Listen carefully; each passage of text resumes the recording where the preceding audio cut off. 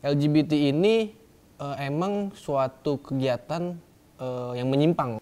Orientasi seksual ini yang berbahaya Kak JJ karena nggak sesuai sama norma dan nilai-nilai yang berlaku di masyarakat Indonesia, khususnya di adat kita, adat Timur. Dasar negara kita Pancasila Kak JJ. Di Pancasila sila ketiga ada ketuhanan yang Maha Esa. Itu dari ketuhanan yang Maha Esa itu berarti kita mempunyai agama atau religi gitu Kak JJ. Dan dari setiap agama itu dilarang untuk melakukan orientasi seks yang menyimpang. Jadi dan berkembang luas, bukan tidak mungkin wabah LGBT ini menjangkiti orang terdekat kita. Bisa anak, naudzubillah, itu saudara, naudzubillah. Waduh Kak JJ, kalau saya melihat fenomena ini melandasi dari permasalahan pro kontra LGBT, saya rasa hukum di Indonesia nggak mungkin memihak ya Kak JJ. Karena yang udah saya jelasin tadi, hal yang melanggar konstitusi adalah hal yang dilarang oleh negara.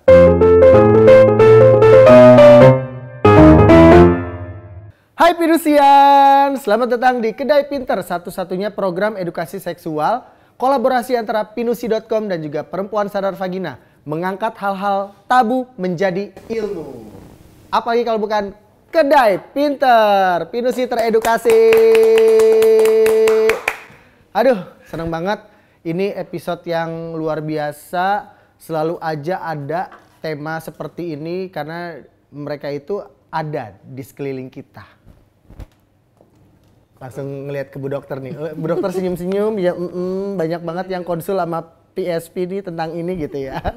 Saya mau menyambut dulu nih dokter kita, Dr. Inge Setio Arianto dari Perempuan Sadar Vagina selaku founder. Dan biasa Sohib Euk Cela, sahabat aku nih, adik aku, Dafarel Derby Syahrezi SH, legal konsultan dari PSP. Halo bro. Halo Kak JJ. Sehat ya? Alhamdulillah. Aduh, makin sibuk nih gua rasa nih. Bolak-balik pengadilan Dikit, Kak JJ. Ngurusin apa sih? Ngurusin kasus mulu perasaan. Ngurusin masalah orang. Oh iya, emang itu tugasnya kan? Oke, tema kita adalah bagaimana LGBT dalam perspektif hukum positif. Yuk kita bahas tentang LGBT dan juga hukum yang ada di Indonesia. Ke Dafarel dulu nih, bagaimana nih perspektif hukum saat ini di Indonesia mengenai fenomena LGBT? Oke Kak JJ, LGBT, lesbian, gay, biseksual sama transgender. Transgender. Transformer, sama transgender. Emang nih, ini topik kalau dibahas di Indonesia selalu menjadi isu sensitif, jadi langsung panas. Kalau di headline YouTube, di berita, di news, ini pasti jadi clickbait. Karena orang pasti ngeklik. Karena LGBT ini emang suatu kegiatan yang menyimpang, orientasi seksual yang menyimpang ya dok ya. Kalau salah tolong dikoreksi ya dok, karena itu bukan pembahasan saya. Nah, orientasi seksual ini yang berbahaya Kak JJ karena nggak sesuai sama norma dan nilai-nilai yang berlaku di masyarakat Indonesia, khususnya di adat kita, adat Timur. Dan karena penyimpangan sosial ini nggak Kak JJ, nggak sesuai sama konstitusi Indonesia. Karena kita kan landasan negara kita Pancasila. Nah kalau dari Bu Dokter nih pendapat pribadi mengenai kaum LGBT yang di Indonesia yang makin merajalela. Kalau dikatakan merajalela berarti jumlahnya makin banyak ya Kak ya? Of course. Pernah kita bahas ya Bu Dokter, banci nggak beranak tapi tambah banyak. Dan itu nyaris sudah menjadi bagian dari masyarakat yang mulai dianggap normal. Oh, jadi dianggap lumrah lah, udahlah biasa aja gitu. Tentu saya sebagai founder Perempuan Sadar Vagina merasa jadi dan berkembang luas, bukan tidak mungkin wabah LGBT ini menjangkiti orang terdekat kita. Bisa anak, naudzubillah, itu saudara, naudzubillah. Bahkan bisa jadi pasangan hidup kita.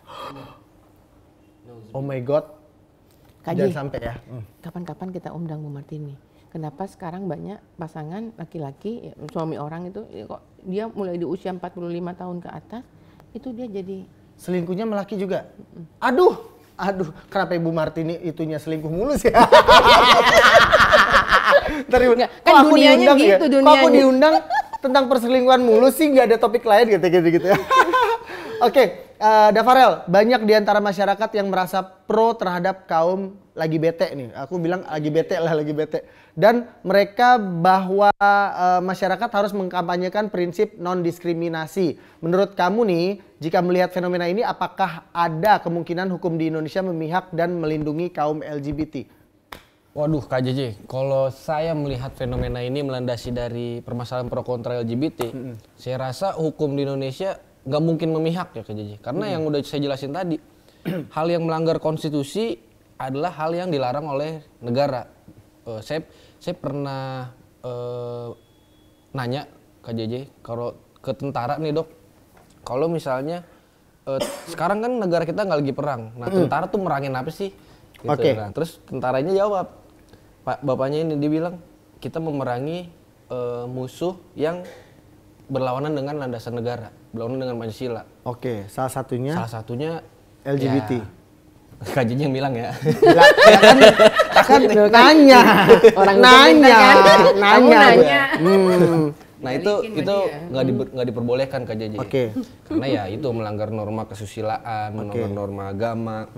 Dan kalau menurut saya hal ini nggak mungkin dalam payung hukum Indonesia untuk memihak kaum LGBT. Namun seiring berkembangnya zaman bukan tidak mungkin KJJ bahwa negara bisa melindungi kaum LGBT. Tapi saya rasa enggak lah, jangan sampai lah. Selama Pancasila masih jadi dasar negara kita. Kalau menurut aku aku mau nanya nih ke Farel nih.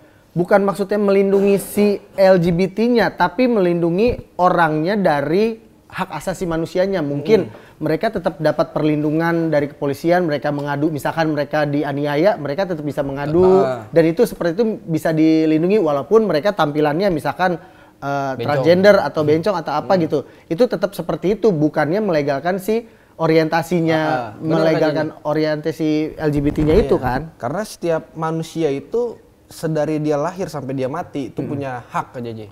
Hak dalam kesetaraan, hak asasi manusia, apalagi ia dibina di negara. Jadi negara wajib melindungi hak asasi manusia dari kaum LGBT ini. Walaupun ada orientasi seksual nih Kak Jaji, cuman LGBT ini atau organisasi atau kelompok LGBT ini tetap harus dibina oleh negara, dibiayai pendidikannya. Misalnya dia kalau ada LGBT yang pintar masa nggak mau dibiayain kan Kak Jaji? Itu kan kegiatan yang positif, bagus untuk beasiswa mungkin dan dalam hal kesehatan juga Kak Jaji, masa ada misalnya mohon maaf nih banci misalnya ketabrak bajai. Masuk ke rumah sakit, gitu kan.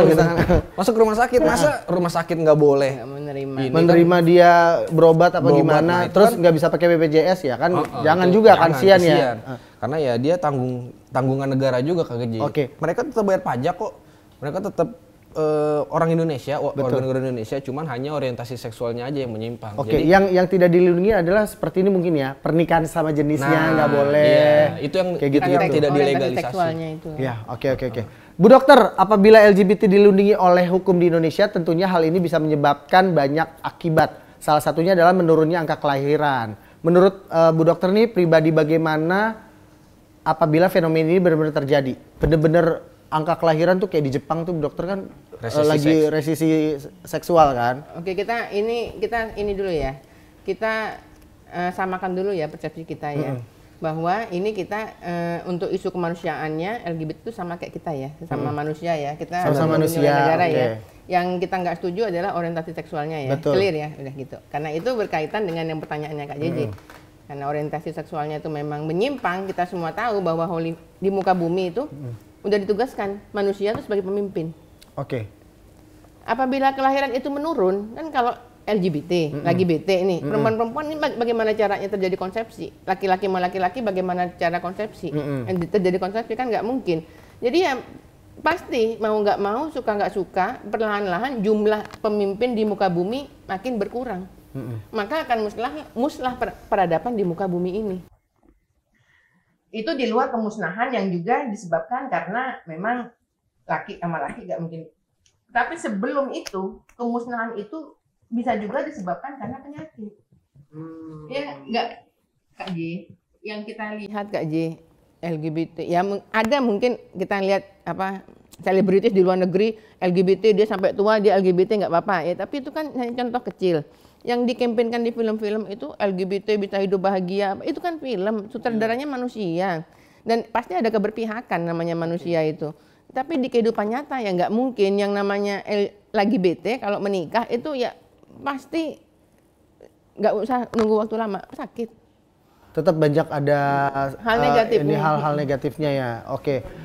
Dafarel, banyak yang mengatakan bahwa kaum LGBT bisa terlindungi karena adanya hak asasi manusia. Tetapi di Indonesia sendiri, kita semua tuh hidup di tengah-tengah masyarakat yang beragam dan berbudaya. Menurut Dafarel nih, apa kaum LGBT memang bisa terlindungi dari hukum karena adanya hak asasi manusia? Ya, saya udah jelasin tadi ya Kak JJ. Cuman sekali lagi saya sampaikan bahwa Undang-Undang Dasar kita mengatur hak asasi manusia itu terdapat di UUD 1945 Amandemen 2 pasal 28E bahwa semua orang berhak mengutarakan kesukaannya, berhak menyuarakan pilihannya, berhak bahagia lah Kak JJ istilahnya. Tapi harus digarisbawahi juga bahwa apa yang ia sukai itu harus berlandaskan juga dengan norma-norma yang berlaku di negara tersebut, di nilai-nilai kemasyarakatan tersebut. Jadi kalau misalnya negara melindungi LGBT dari segi HAM-nya ya memang benar, tapi tidak dengan melegalisasi lagi BT-nya ini Kak JJ. Hal-hal yang lagi BT-nya ini kan kayak tadi pernikahannya. Iya, pernikahannya gitu. Yang dilarang, orientasi seksualnya lah yang dibatasi, diregulasi. Dan aku pernah ke beberapa negara yang nggak tahu dia melegalkan atau tutup mata atau ya sudah monggo gitu. Karena ada pegawai-pegawai kayak di Bangkok lah contohnya. Berapa kali ke Bangkok ada memang karyawan, karyawati, bahkan karyawor maksudnya. Karyawan warwerwor gitu. Karyawan warwerwor gitu. Mereka laki dan perempuan udah transgender, udah banci apa segala macam tetap ada bisa bekerja dengan tampilan seperti itu. Ya mungkin kalau di Indonesia kayak gitu mungkin itu termasuk salah satu yang tadi melegalkan campaign ya berarti ya. Karena itu ini juga kayaknya di Thailand tuh ada 18 kelamin gender yang diakui. Sedangkan di Indonesia cuma 2 Kak Jaji. Laki-laki dan perempuan yang diakui sah secara konstitusi. Ya jadi kalau misalnya kayak Kak Jaji bilang tadi di Thailand karyewor itu karyewor boleh, kalau di Jakarta misalnya Kak Jaji ada yang kayak gitu pasti jadi huru-hara gonjangannya. Iyalah.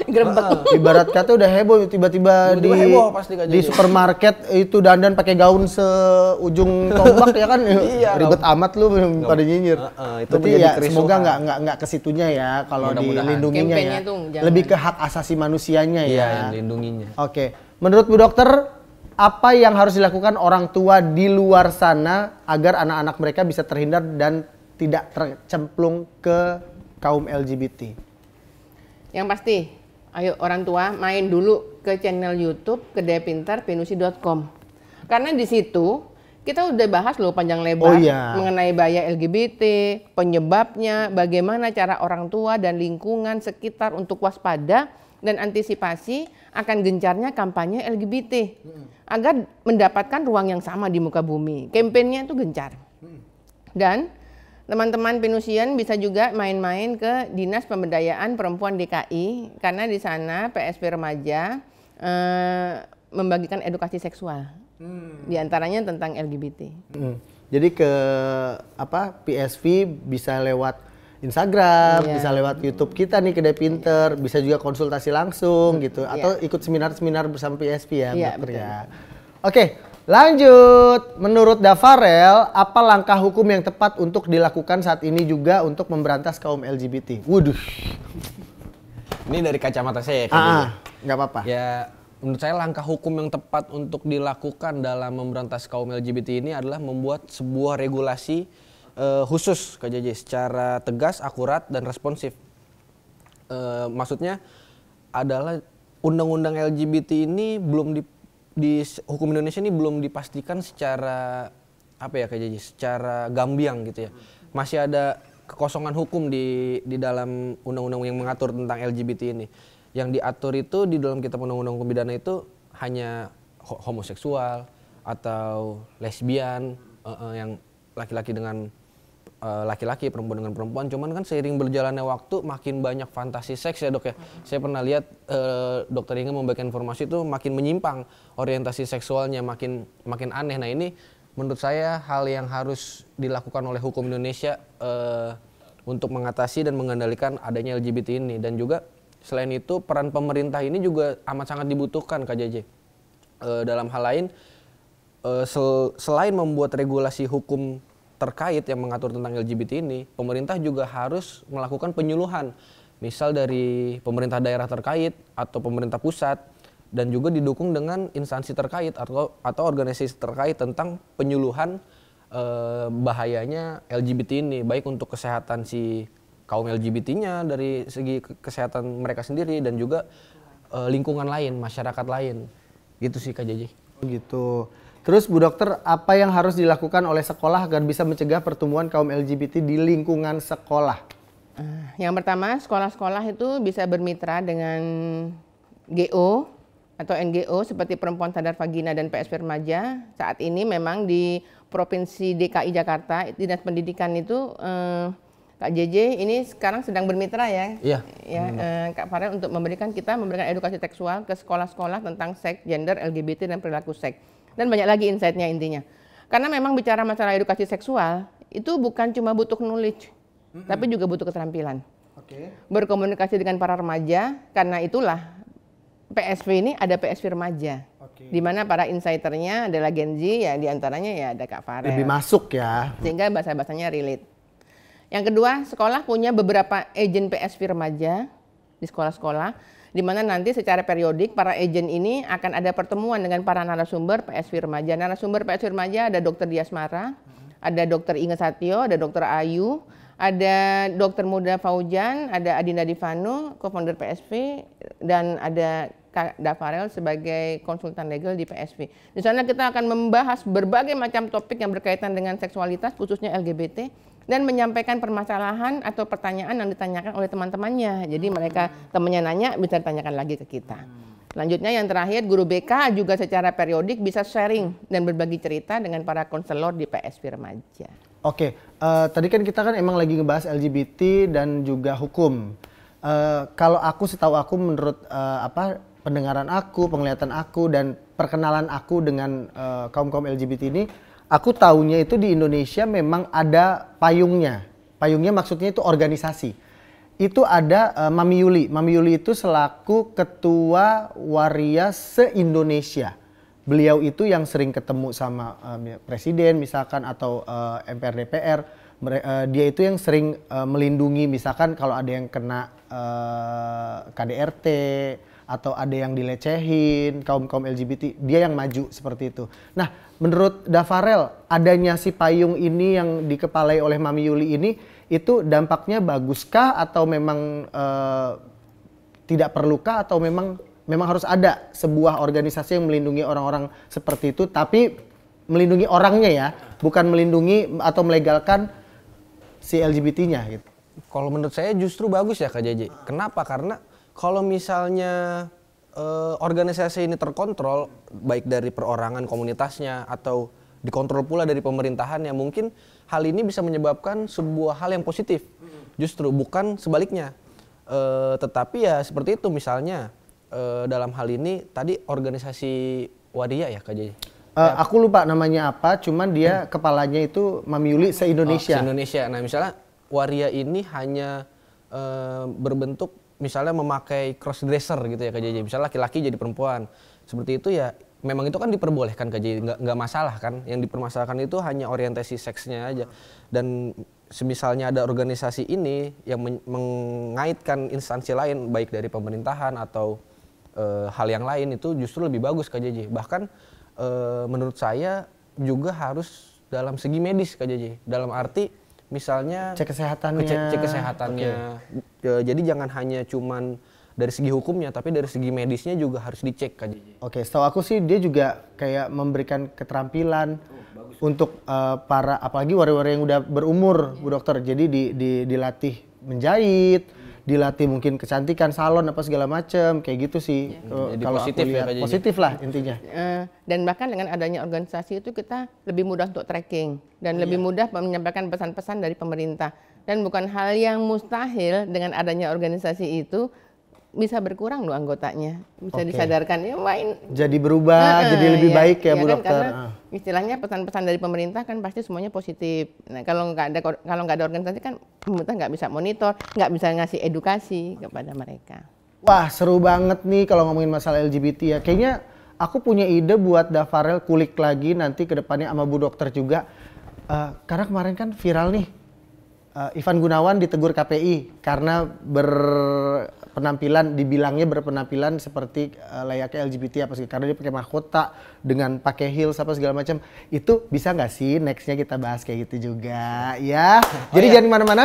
Jadi ada sedikit statement saya bahwa LGBT ini bukan sebuah hal yang harus didiskriminasi Kak JJ.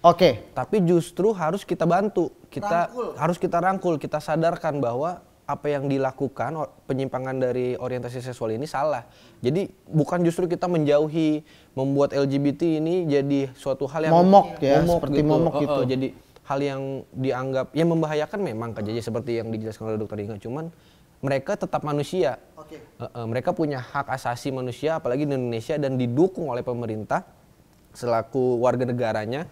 Dan kita harus menjaga sama-sama saudara-saudara kita di luar sana yang melakukan penyimpangan seksual ini. Justru kita rangkul Kak JJ. Jadi kita jaga juga. Luar biasa ya, semoga selalu ada berkah dari apa yang kita omongin hari ini Bu Dokter. Ada insight yang bagus untuk kita bagikan kepada para penonton Pinusian di rumah.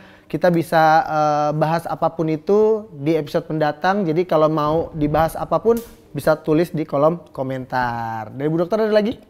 Buat saya ke depan kita harus bahas tadi yang Ivan Gunawan. Oh iya, bagaimana KPI menentukan pertelevisian Indonesia dari kaum LGBT apa segala macam. Itu mungkin bisa kita jadikan angka topik untuk dibicarakan ya. Ingat, di Kedai Pinter itu selalu ada ilmu dan ambil sisi positifnya, buang sisi negatifnya. Ya, sampai ketemu lagi di Kedai Pinter, Pinusi teredukasi. Wassalamualaikum warahmatullahi wabarakatuh. Bye.